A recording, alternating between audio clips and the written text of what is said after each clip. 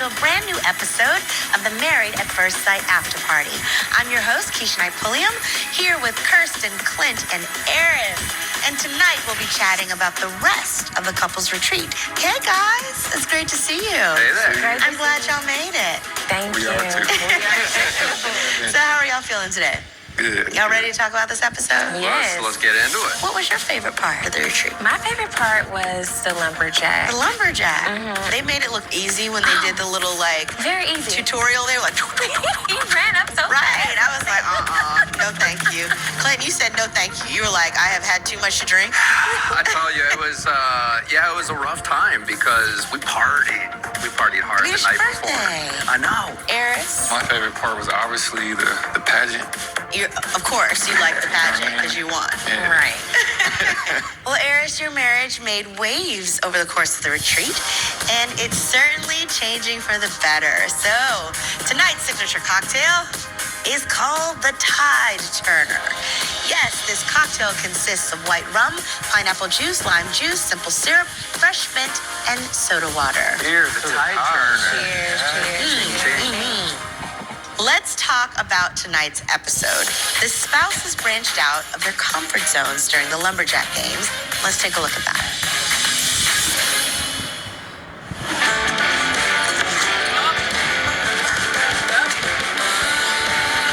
There you go.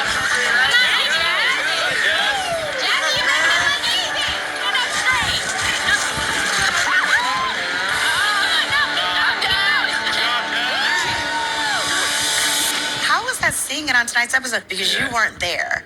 I was So- not there. I mean, it was cool just to see her like excelling and thriving. Uh-huh. She had the gun showing. Like she looked good climbing up. So.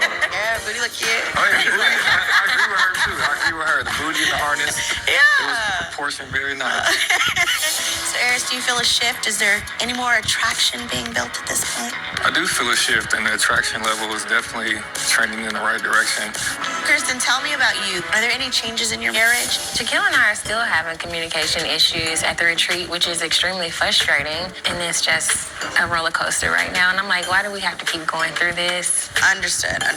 Clint, how are you feeling in your marriage? You and Gina, y'all sleeping in the same bed. So, is this a turning point for you guys at all? You know, we're taking incremental steps. I mean, we had a blast. So it was a lot of Okay. fun, and it's nice to be smiling alongside Gina at the same time. Okay, Clint. Well, Gina certainly had some interesting things to say about your marriage after the lumberjack games. So, take a look at this clip.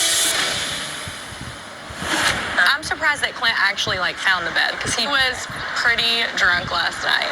If I were to ask anyone, they wouldn't want that in a marriage. That's not something that's attractive that you're like, oh, I can't wait to get that guy. I don't want him to have to be a different person around me, but he's never built that attraction for me either. And so he doesn't see me as someone that he needs to impress or he needs to fight for or he needs to work for or compliment. So I've never felt like a wife. A lot to unpack on this one. A lot of positive sentiments there. You know, one thing that stuck out to me is that Gina says she's never felt like a wife. Have you felt like a husband? No, I haven't. It's like, how are you going to try to play the role of the husband when your wife's just completely outside of, acting like a wife too?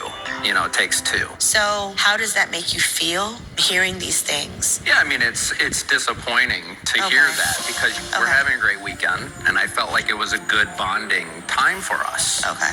And, these things were never vocalized to me, and they're vocalized to the group. So it's like, how can I understand? How can I help correct these things when... If you don't know.